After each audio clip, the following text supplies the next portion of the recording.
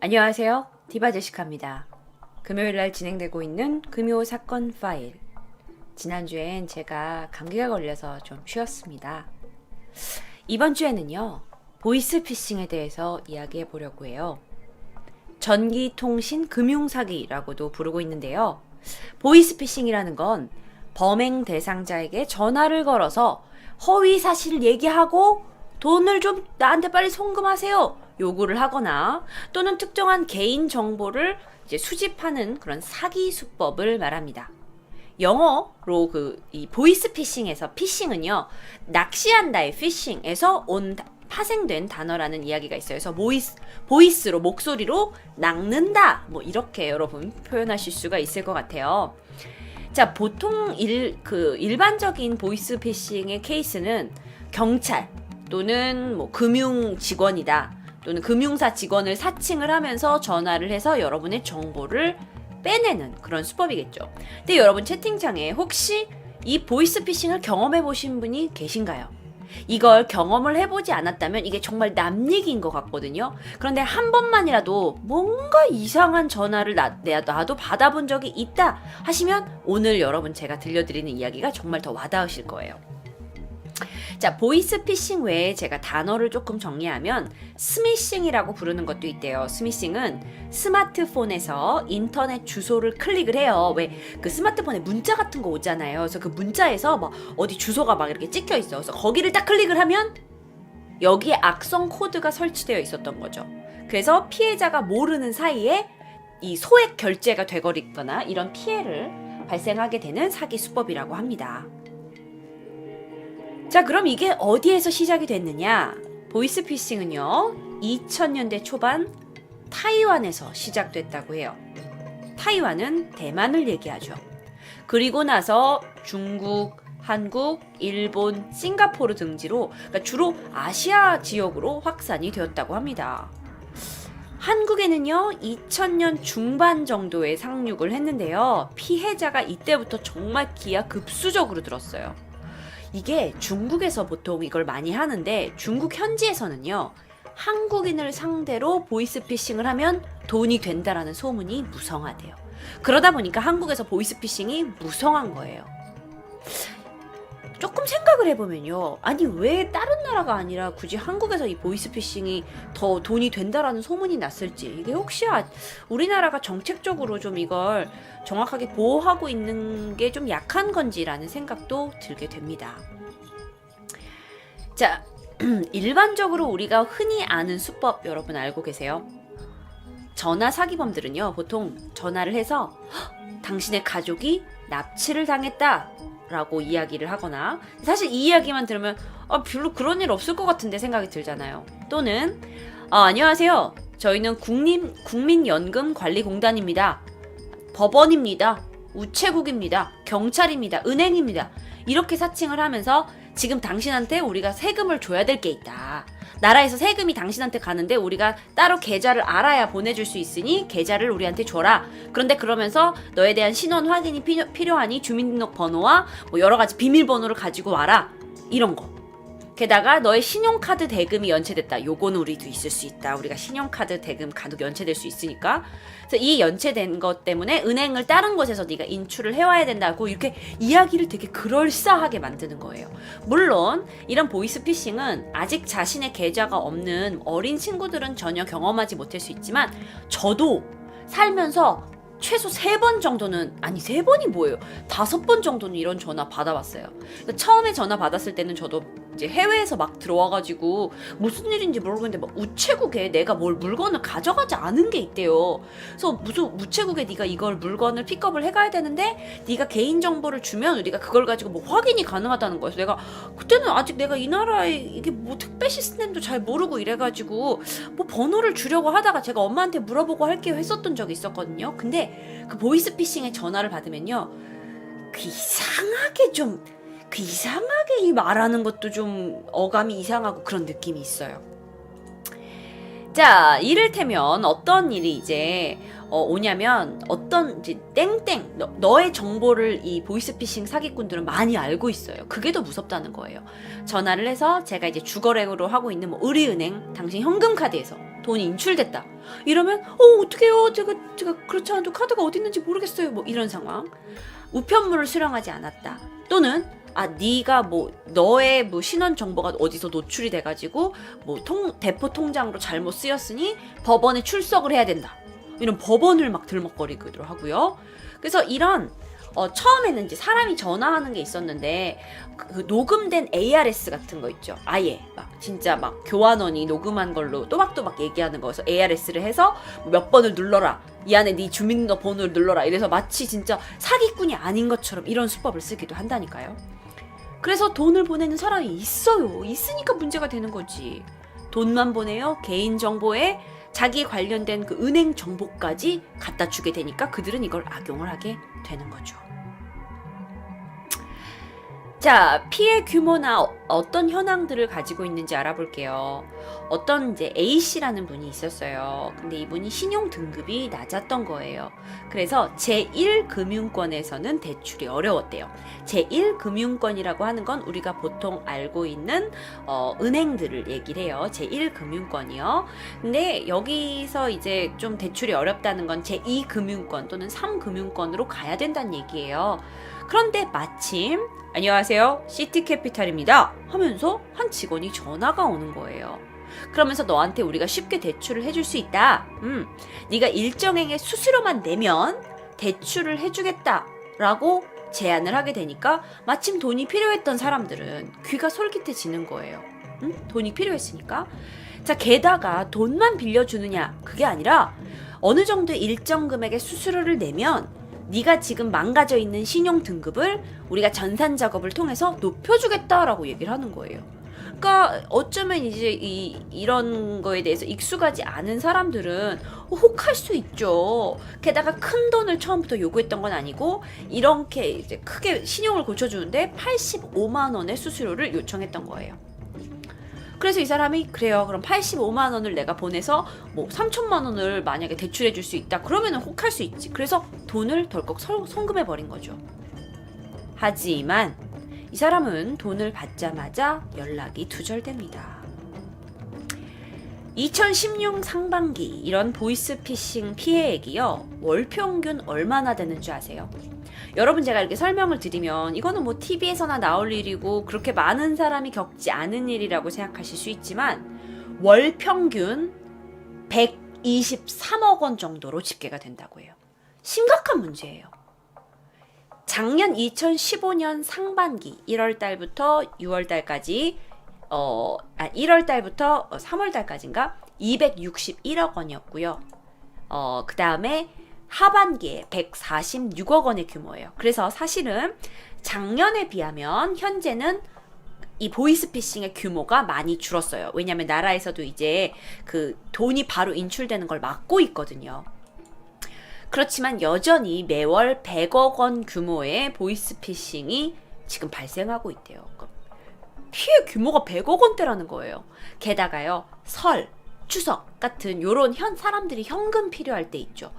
요런 명절을 앞두고는 이제 보이스피싱 사기꾼들도 다 아는 거야. 사람들이 현금 필요하다는 거. 그래서 그걸로 더 기승을 부린다고 해요.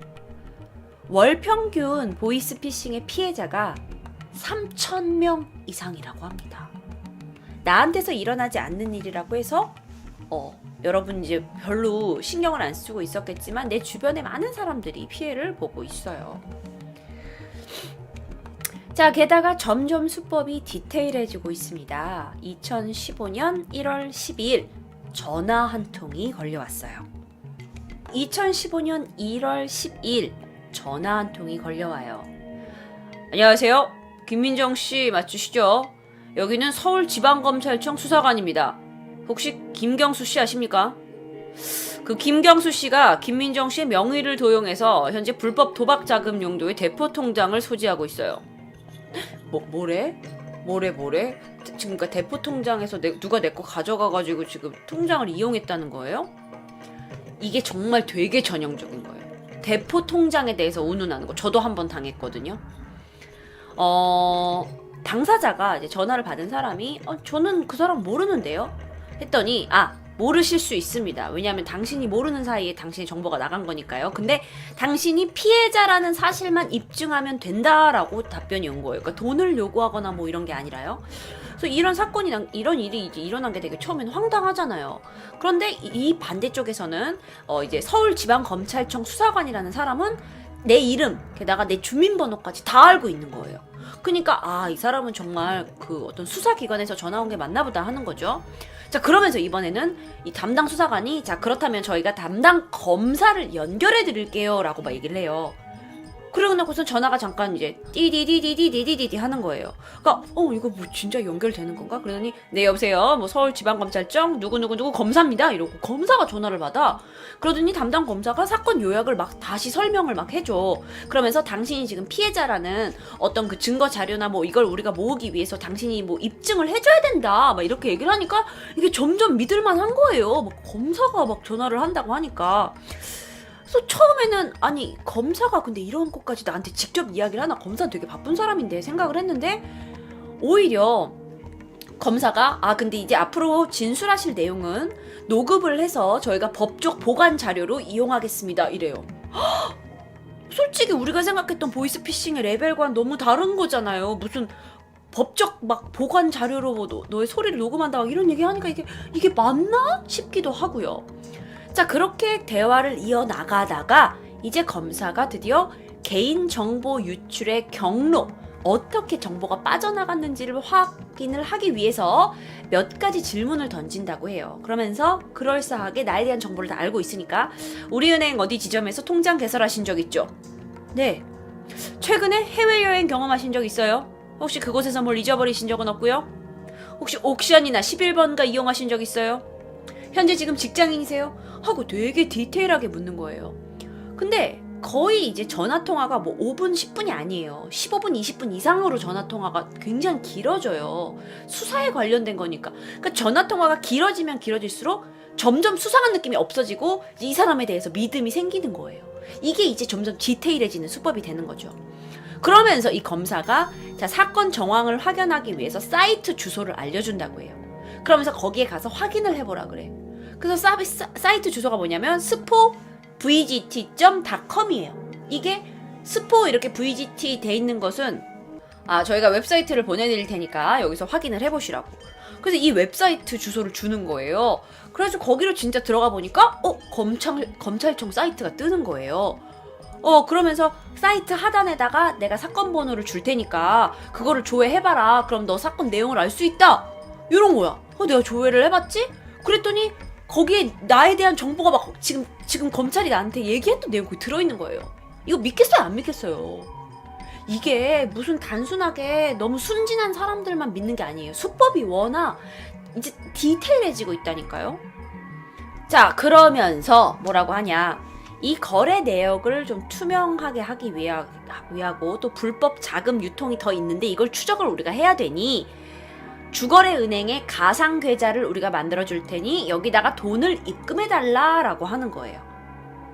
그러면서 이제 물론 갑자기 돈을 입금해 달라 그러면 절대 안 먹히겠죠. 근데 어떠한 방법이 있었든지 이제 구워 삶았겠지. 그리고 나서 검사가 네가 지금 돈을 입금하면 우리가 이 20분 뒤에 다시 그 계좌로 너의 원래 계좌로 다시 입금을 해주겠다. 이거는 다만 유통 경로를 알려고만 하는 거다라고 하는 거예요. 근데 이제 돈을 달라고 하니까 이 사람이 의심이 되는 거죠. 그래가지고 저는 좀 근데 그런 거 좀 못 믿겠다고. 그러니까 그 검사가 뭐라 그런 줄 알아요? 네, 민정씨 이런 거 참 믿기 힘드시죠. 사실 저희도 수사 중인데 이런 오해를 많이 받아서 정말 서러운 점이 많습니다 하면서 오히려 검사가 이 사람한테 막 하소연을 하는 거예요. 그러니까 이제 김민정 씨가 이거 진짜 검사 맞나 보다 하고 넘어가게 되는 거예요. 그렇게 해서 그녀는 돈을 입금하게 됩니다. 그런데 몇 분 뒤에 바로 은행에서 이 계좌는 지금 의심스러운 계좌라는 연락이 바로 오게 됐어요. 그래서 그제서야 이 여자가 그래 내가 전화할 때 좀 이상했어. 이거 이상했던 것 같아 라고 낌새를 알아채고 해당 계좌에 지급 금지 요청을 신청해요. 지급 금지라는 건 내가 돈을 여기다 가상 계좌에 넣어놨지만 뭐 지급을 하지 말아달라 하고 은행에다가 요청을 하는 거죠. 그러면서 입금한 돈이 빠져나가는 사태를 막게 되는 거죠. 이건 정말 천만다행이었어요. 자, 여러분, 그렇다면 아까 만들어준 그 사이트는 뭐였을까요? 실제로요, 여러분, 검찰청 사이트는 www.spo.go.kr이래요. 이게 government, 코리아 가버먼트라는 것이거든요.